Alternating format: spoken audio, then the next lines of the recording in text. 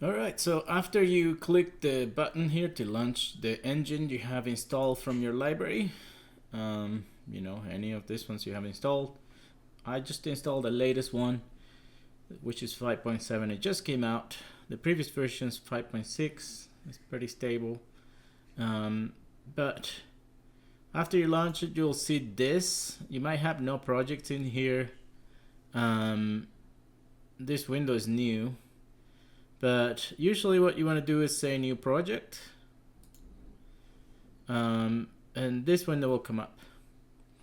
So in here you can see there is a few options you have. You have games, films, architecture, automotive, and simulation.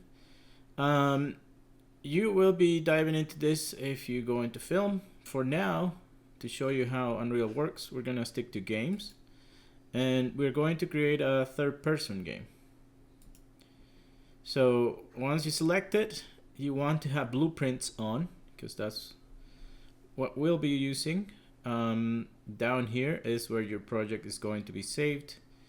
Again, my C drive doesn't have that much space, so I just have mine on different folder. And I just need to name it. So in this case, I'm gonna call it 1630 fall 25 and try to talk to me. oh, I guess to watch on the tablet. I guess the name cannot start with numbers, so we'll say fall 2025 art 1630. That should be good, and we'll say create. So then it's going to take a minute to create the project. It's gonna have everything that the third person game has on it, so it might take a minute. I'll pause it here. And now it's finally loaded. It took a few minutes, but since it's open, all you have to do is look at this. It's pretty similar to Maya actually. If you look on the left side, on the right side, we have the outliner, and Maya is on the left side, but the outliner has anything that's on the scene. So you can select things in here, and it's all the things are on the scene. You can have things on this, which is called the content browser. You can bring things from Maya, from Blender, from other programs, and they would be down here. They would not come into the level per se until you drag them over, and then when you drag them over, they become an actor. Or in this case, these things are static meshes because you don't interact with them, but anything you interact with is called an actor. So this is a template for a third-person game. So if you select something here and you see it selected in here, you also see the details of it on the bottom of the right side. You see what materials using. You see anything else that has to do with it, if it has collision or not. Lucky for you, you don't have to learn much about navigation with Unreal because it is exactly the same than in Maya. If you select something and hit F, the camera will frame that object, and if you hold down Alt, you can rotate around it. Alt and middle mouse, you can pan around it, the object that you have selected, and the mouse wheel zooms in and out. Alt and right mouse button zooms in and out slower. Or if you're more of a gamer, you can also use AWSD. So you just hold down A and then drag with the mouse. It'll move left, D will move right, W will go forward, S will go backwards. If you hold down Q and click on the mouse, it'll go down. E and Q, you'll go up. So if you're more of a gamer, that might be some familiar to you. Those controls are right here. So here's selection, move, rotate, and scale. And again, the shortcuts are exactly the same: Q, W, E, and R. Remember how we talk about keeping your hand on it? on the Q, like the pinky finger of your left hand on the Q. Then you can cycle through your other fingers and you won't even have to look at the keyboard. All the big gaming corporations agreed on this on one of their secret meetings, I guess, to use that shortcut. Now, the level by itself has a few things that are default. It has already an atmosphere and it has a directional light. You can actually control the directional light if you hold Control L and drag with the mouse. You'll be able to. Oh, whoops! For some reason, it's not doing it. But you can move the light that way. I don't know if I have to have it selected here, but it's not letting me. Oh, there it is. I have this little gizmo to control it. So this is different. It's brand new, I guess, but. If you hold Control L and move the mouse, you can rotate the light and put it where you want it. Also, right now we are in selection mode. Just like in Maya, we have a drop-down menu which is modeling, rigging, or texturing. There's the same thing in here. We are in selection mode. We have a landscape mode, a foliage mode, mesh paint, modeling, fracture, brush, editing, and animation. So what we're going to do is actually create a level on, well, not necessarily a level. You'll be making a movie and you'll create an environment where the action is going to happen. So how can you create things here? I mean, this is a fairly plain environment, right? It's just a box.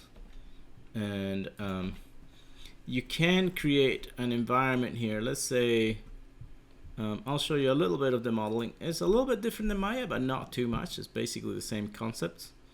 So if I switch from selection mode to modeling, you will see this menu show up. And on the side, you'll see create, select, and other items that are similar to Maya. This works a little bit different. You'll see in here. The one thing you want to pay attention to is down here at the bottom of this menu. It says where is creating the assets. So right now, say new asset location. There's this auto-generated folder. I prefer to make my own folder. So if you on the content browser, you right-click. You can make your own folder in here. You say new folder. We'll call it Robinson's Meshes. So I can tell it apart. You know, mesh is a pretty generic name. And then I'll open it.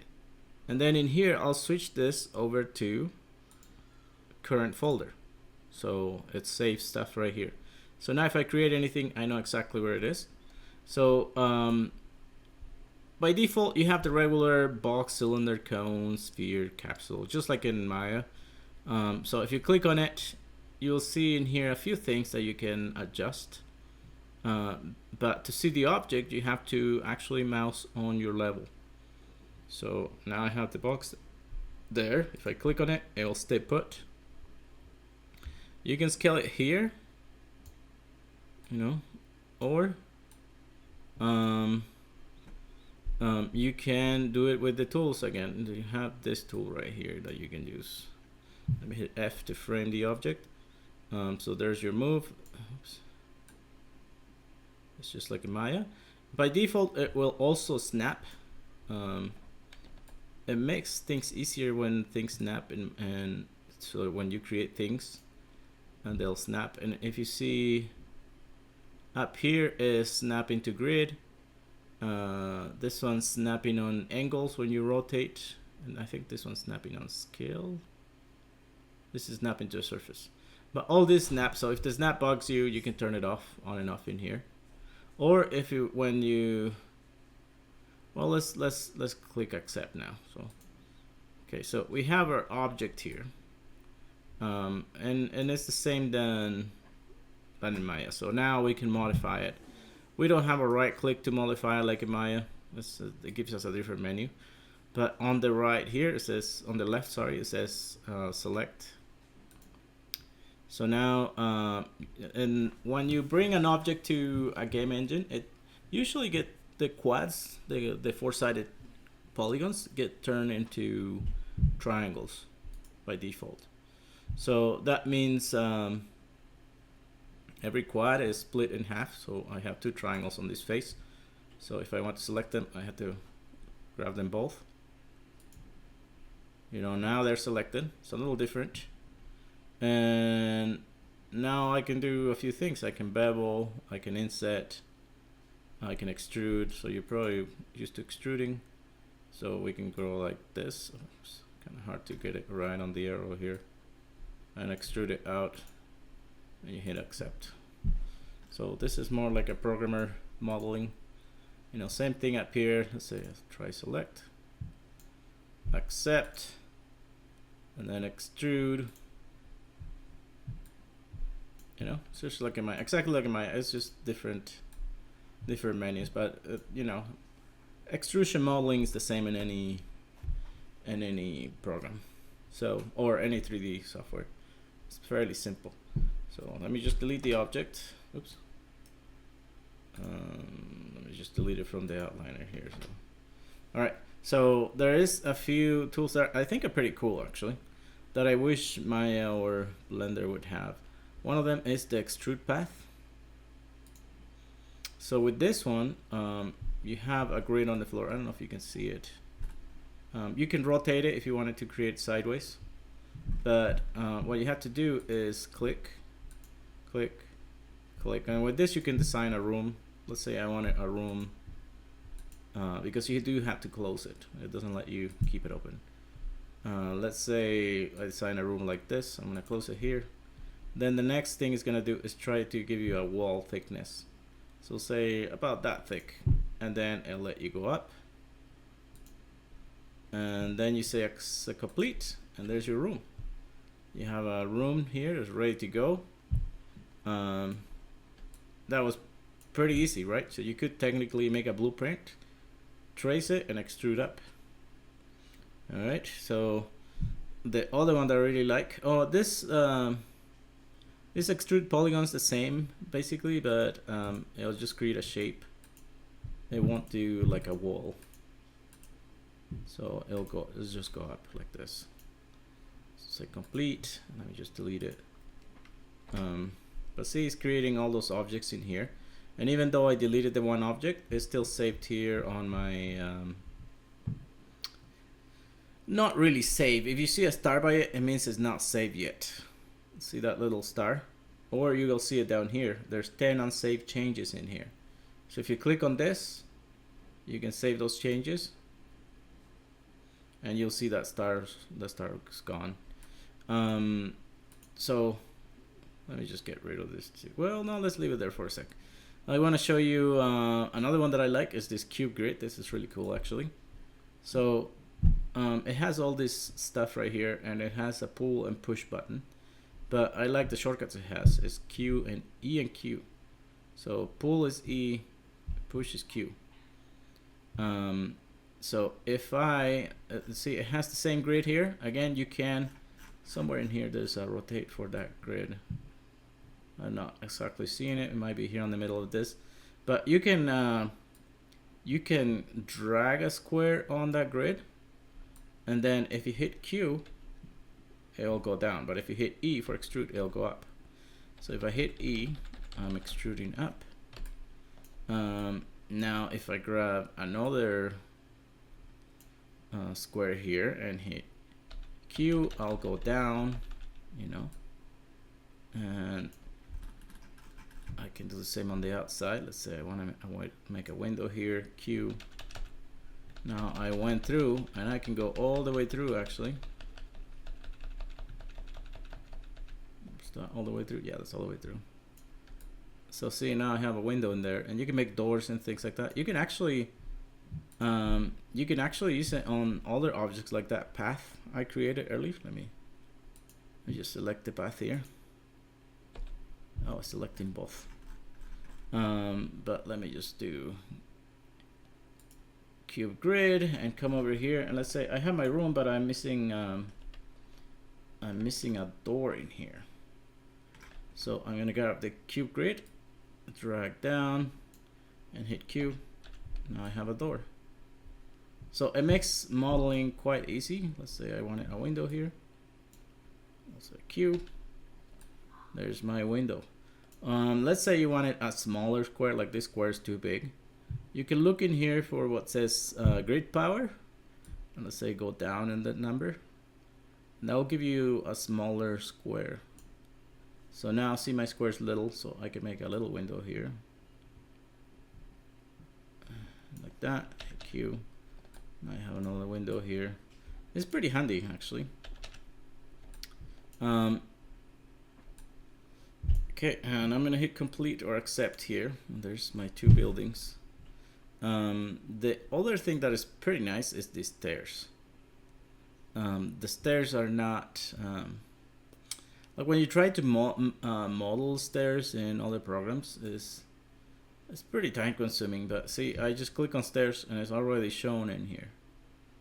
Now you have these stairs. You can actually right here you can change how many steps you have. So let's say we have 8. What if I wanted more? You can just increase the number here. What if you want it wider? You can make it wider.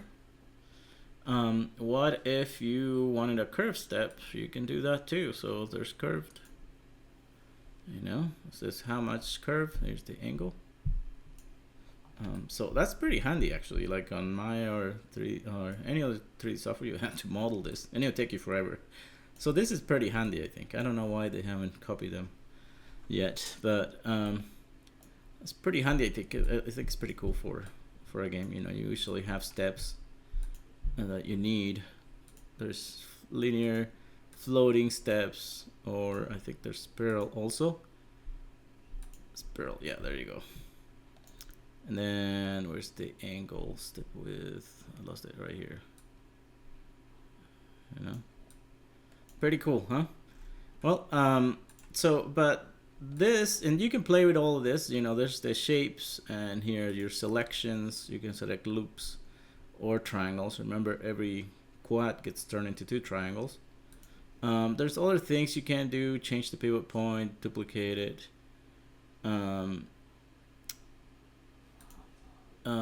Plane cut or subdivide.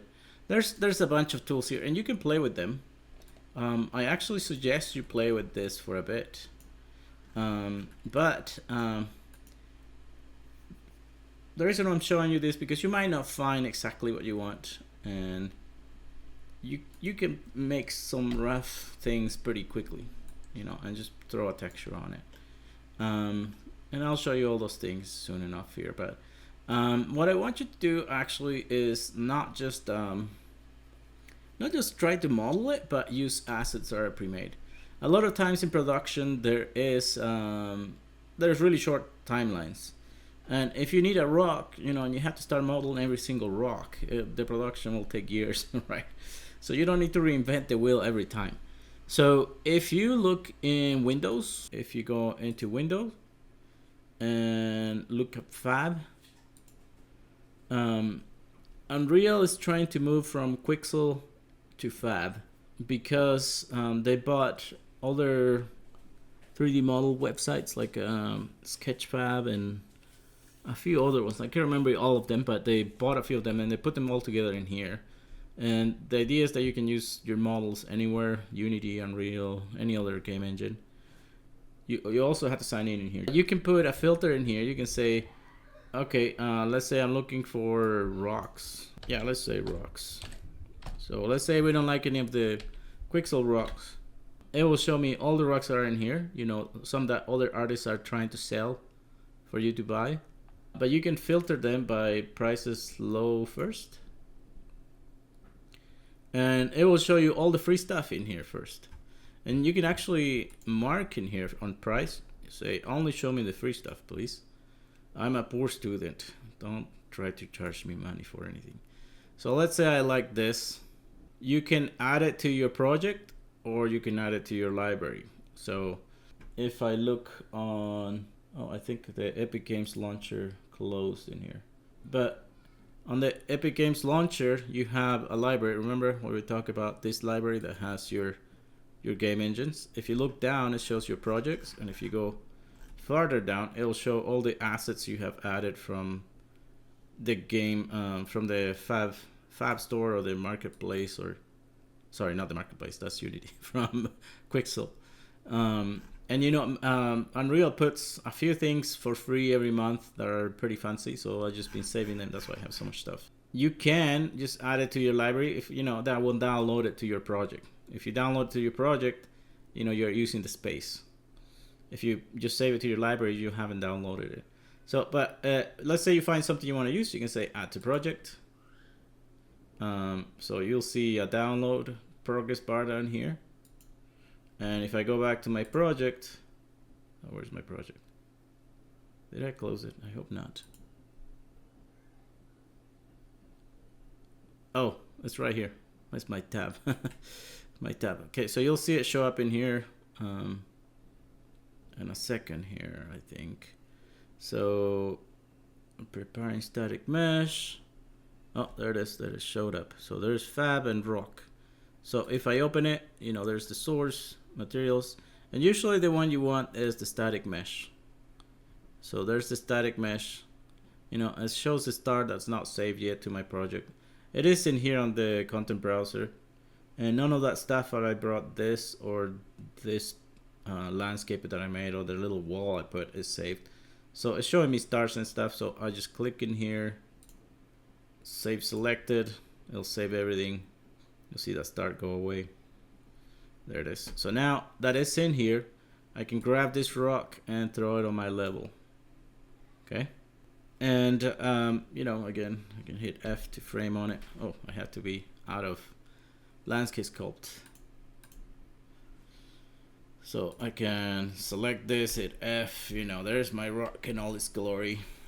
I could duplicate it or scale it and start creating an environment. Don't go too crazy in making something big. I just show you this landscape, but you more likely than not will not have time to create something that big. You can download whole environments from Fab. So let's say I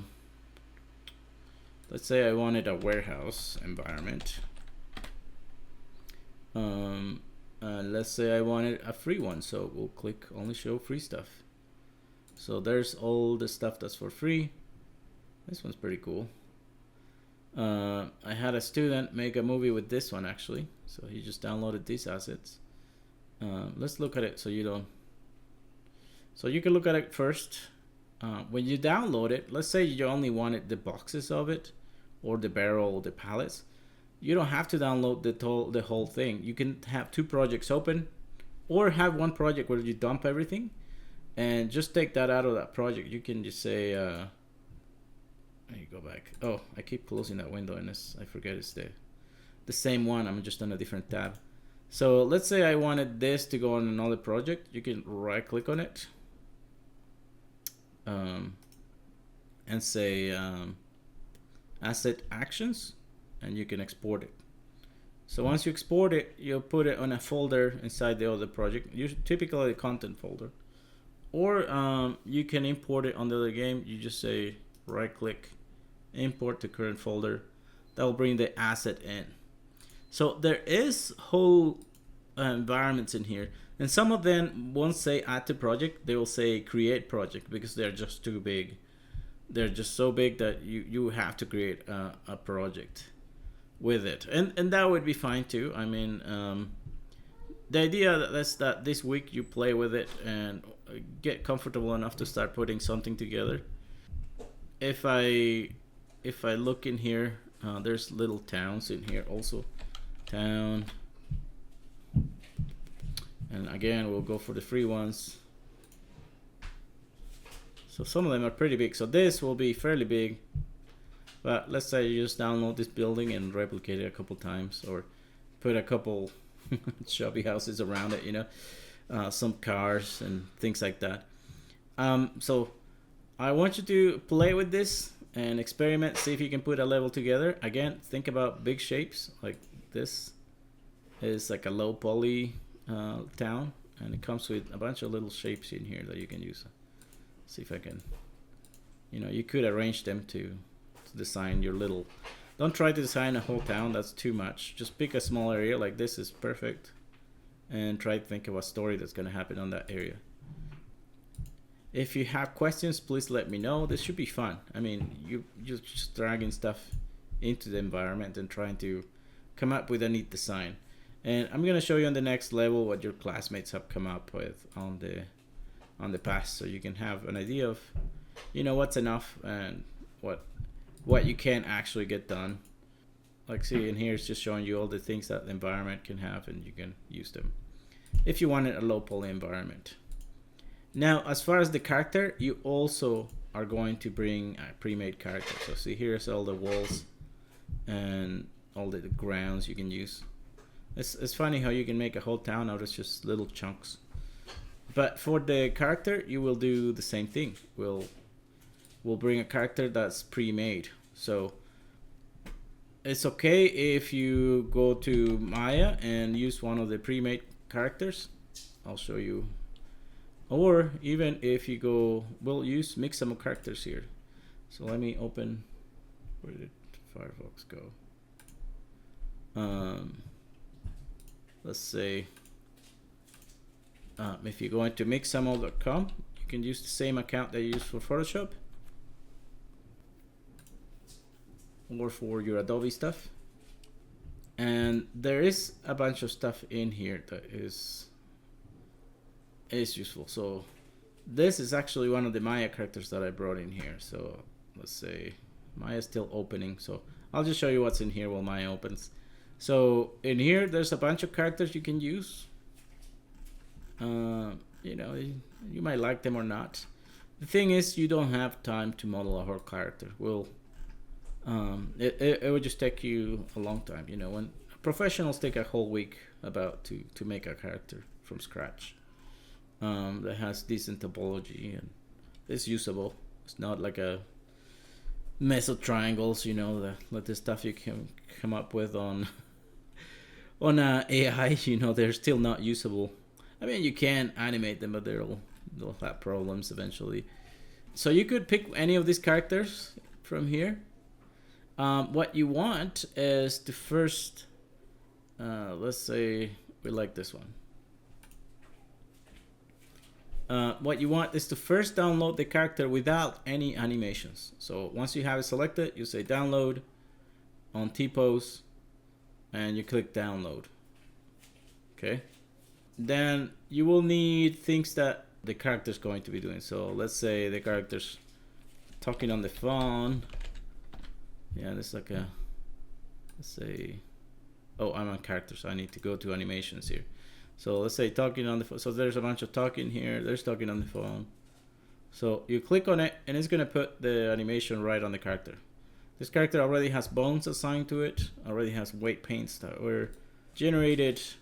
They're not the best. Like the character won't deform the best. It's not like you've done it by hand. But it will be sufficient for what we have to do. This is completely asynchronous because they didn't have phones back then. But so once you have an animation, you'll have a few, let's say, walking in circles or something like that. You can download it, but the trick is that now you have to download it without the mesh, because you already downloaded the mesh with the bones. So the only thing you need is the animation. So if you click download in here, you'll say without the skin. So we'll click and say without skin. And I'll show you how to do it here. So let's say you don't like any of the characters in here, or you found something else online but it doesn't have a rig. It would take you quite a bit of time to rig it also and paint the weights on it. So we'll pretend, did Maya not open? Maya did not open. I want to show you here how it would work in Maya. So let me pause this while Maya is opening. Okay, so it finally opened. I'm gonna click new. You can go here, Windows, modeling editors. Let's see, content browser. And in here there'll be a few examples. So if you look through the tabs, you'll find the examples tab. Inside modeling, there's sculpting based meshes, which are base. So they don't have much detail, except the ones with no pants in here. But this one, let's say I like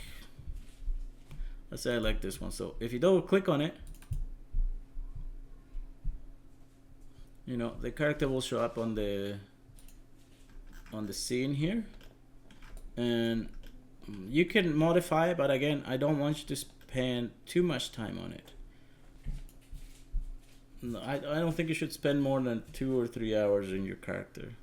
So if you can use one of the ones that are pre-made, that's great. If you don't like any of them, modify the ones that are in here. If you remember, we have soft select to modify things. Let's see, let me turn off symmetry here.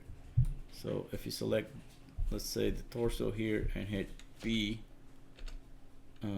you'll have soft select on, and you can, if you hold B and drag, you can increase your selection. I don't know why I selected that. Let me turn off this that is selecting this area too. So if you go to the tool settings, soft selection, let's see, where is it? Volume. I don't want volume, I just want surface, so it doesn't select stuff that's across from it. And now I can grow my selection here or make it smaller, and then move things around. Let's say the character has thinner torso. And on that character that was already there, all I did was maybe select, let me hit B again so the soft select goes away. I just did this, I just created some shorts, so I hit Control E and then extruded like this, and I just collapsed this top edge, this top ring. This is the ring here. So if you right click and say edge and select this one edge and then hold Control, you can say edge ring utilities, and to edge ring will select it. Like if I hit default material, you see it selected those edges that go in to the character.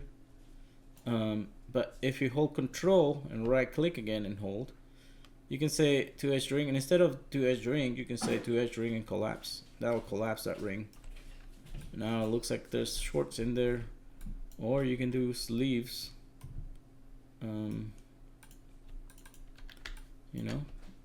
Control E to extrude.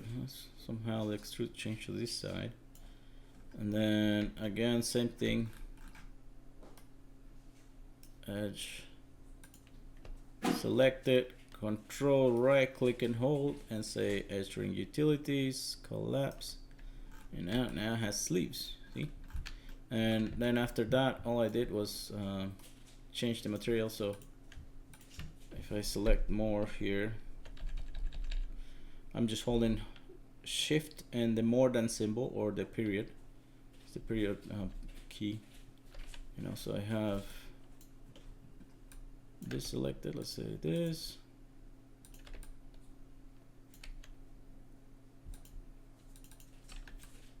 I can try to select this also.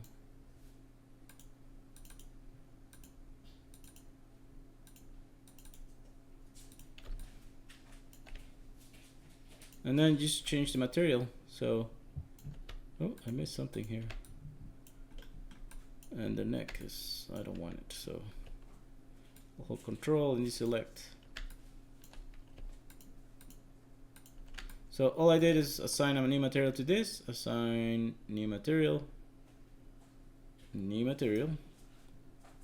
just a Lambert, and change the color of it. That's all I did. I didn't do much. So I don't want you to spend a lot of time on this, because let me just turn off, force the gray material. There's them, there's the rumper. So don't spend too much time on this, because you don't have that kind of time. You just have to put together a level, and then we're gonna animate this character.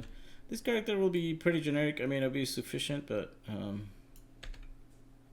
it would probably work, right? So now that we have it, we're going to export it. So I'm going to right click and say object selection, and anytime you're sending something to any other program, you want to use FBX or OBJ. So we're going to say export selection.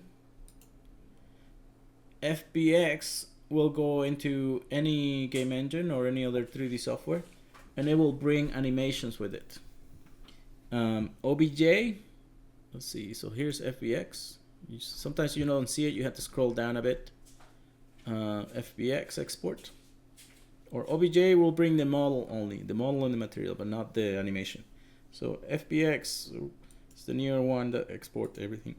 So we'll put this on my desktop. We'll call it Romper. I don't know how you spell it. Romper Lady.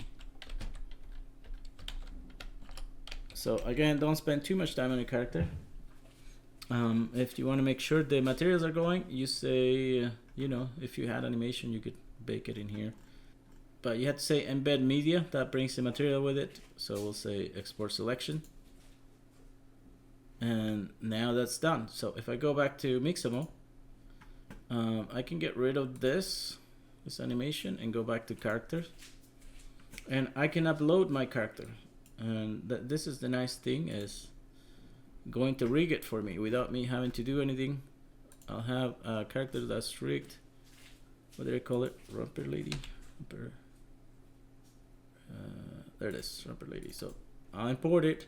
It's gonna think for a minute, depending on how many people is using Mixamo, and it's gonna show it to you like this. So if it's not facing the camera, you just rotate it, you know, so it's facing the camera. Once it's facing the right way, you say next. And this is the rigging portion. So it's pretty easy. You just grab these circles and put them where they go. So wrists, elbows, knees, and groin, and you're done pretty much. So you click on next. It's gonna think for a minute, and it's going to put a skeleton on it, and it's going to put weights on it, which is coming on your next semester, on your next classes. So you won't have to do this semester, but next semester you'll learn to do it. It's a little bit time consuming, but this does it for you. It says it can take up to 2 minutes, and sometimes it does, so you just have to be patient.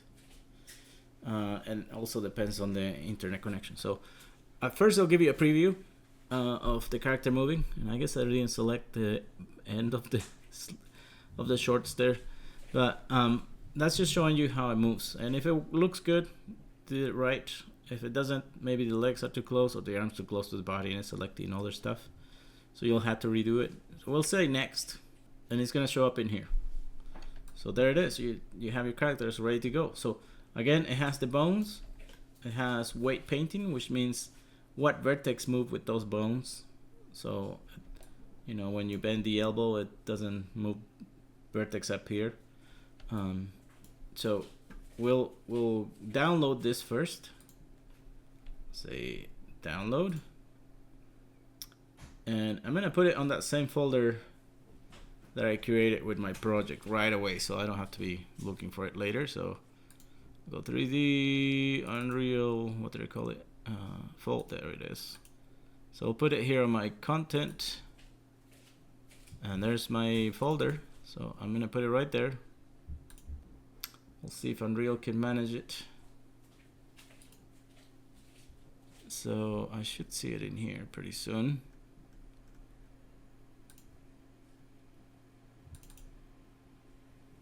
Yeah, still thinking about it. Okay, if not, I can import it in. Sometimes this doesn't work that way, but let's say you save it somewhere else, you can still put it in here. So let's try the other way. So where's the internet? Right here. Let's say download. Let's say I put it on my desktop, just to make it quick. That's what my desktop is full of stuff. So there's Romper Lady there. We'll put it Romper Lady rig, so I can tell them apart. And now I can put animations on it. So if you model a character or has something you always wanted to animate, you can just put animations on it. So here's animation talking, blah blah blah. So you can have some acting in there. If the arms are going into the body, like if you look at it, the arms may be going into the body, so you can give it more space, and they'll separate the arms from the body. See how far out that is now? Especially when walking or running, you'll see that happening. See, now it's farther in. Overdrives how fast it is. So if you want it to move faster, you can make it move faster. See how that looks more powerful or something like that. You can trim the animation also. Okay, but we'll say download now, and the trick is to remember to not bring the skin again. We want it without the skin this time, because we already downloaded the skin. So download. Where this romper lady? We'll say talking. Just give it a name. You can tell it apart, and I'll say save. So you can download any animations you want.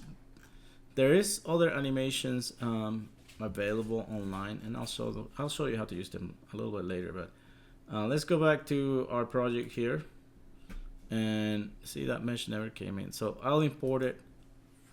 Import to current folder, and I will look for that on my desktop. Okay, so here's the first thing I need to bring in, and this is important that you do it in order, is the skeleton. So this is it for me. So I'll bring it in, open. This window will show up. It'll ask you a few things here that we will have to make sure. So skeletal mesh is important that it brings it. We don't have any animations on the bones, so we'll don't care too much about that. So we'll leave it here blank. So this is important that we bring our mesh in, our skeletal mesh in. So we'll leave everything as default, and we'll say import. If everything comes in, you should see a few thumbnails in here. You'll see the skeletal mesh, which is the important one. Animation sequence, I guess it did bring an animation, but it didn't have any. I don't know why. Physics assets, that's part of Unreal makes a physics asset when you bring skeletal mesh or the bones, which are right here. So there are the bones. Now, now that we have this, we have to bring the animation. So I'll right click in here and import the animation. So import to current folder, and we'll find that animation. So here's lady talking.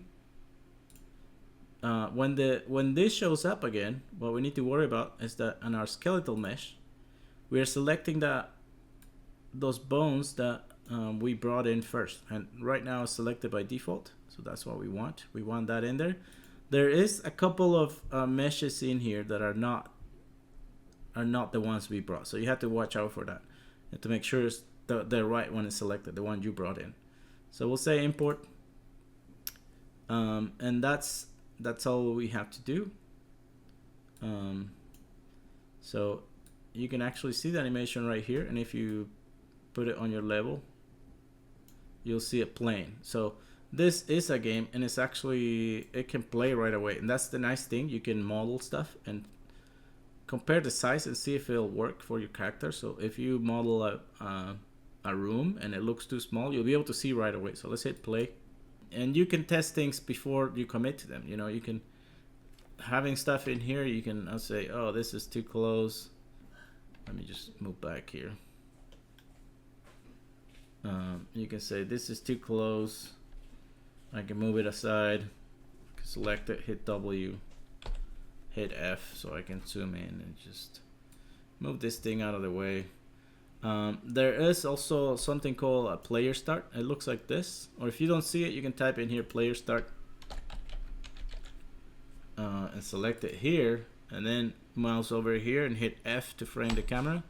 This is where the player starts. So if you wanted it to start somewhere else, let's say I wanted to check out my wall that I was building here. It looks a little short, so I'm gonna move my player start, and that light blue arrow you see on it, that's the directions it's gonna start looking at. So I can hit E and rotate it. I'll look at those walls, and I'll compare it to my character to see if the wall is too short. We'll find out right away. So next time I hit play, I'm gonna hit play and see how big that wall is. See if it's actually tall enough. So there it is. Again, you have to click on the character to be able to start moving. And then mine is slowly coming to life here with my screen recording and all that. But your animations are, you're gonna put them in here like this. We're just gonna put them and create a sequence with them. And I'll talk to you about the sequence a little bit later. But for now, I want you to explore with this. See if you can build a level with assets that are pre-made. Again, the assets are on Fab or Quixel Bridge. Or anything else you can find online that's free. Or if you want to buy something, be my guest. I'm not going to force you to buy anything. But the idea is that you're a designer, designing a level. If you design an environment and or bring down a whole environment from online or from the Fab store and you can't move things around, directors have to deal with this kind of thing. They have to, well, I can't move the buildings, but I can move the camera. So you'll have to decide where to put the camera and where things are going to happen. So there's a few levels in here that are like the city sample, for example, which was the city used on the Matrix games. I think it's city sample. Cool. Yeah, there it is. So this project, for example, you can download a whole city, and it has cars moving around and people moving around. But it's huge. You can't you can't just download pieces of it. It's made procedurally, so all this stuff comes together at gameplay. So when you try to open it, it takes a minute to load and open, and then you can do all kinds of things. You can walk around and fly and not interact, but you can bump into people. You could use this on your animation that you're going to be doing. There's no reason why not. You just have to be patient enough to download it. Pick a good place for your camera to be at. You can navigate it like a game, explore it, and then decide, okay, I'm gonna put my characters on the rooftop, or something like that. The idea is that you're looking for a good composition and design of the environment for your characters to act on. So the animation is not going to be long. It might be 10 seconds. You might not have sound, or you may if you want to invest the time. But I'll show you how to put the animations together on the next video. But before that, try to create a nice environment or a nice look. Like this camera angle is pretty nice. For example, it has some negative space here, the sky, and you can see the characters walking. Like it's a good establishing shot probably. Or if you want to create your own with other assets that you find in here, please be as creative as you can. This it's kind of a fun job to design an environment and not have to model every single thing by yourself. That's a lot of work. So play with it. Let me know if you get stuck on anything. For now, I think you know enough to do some damage.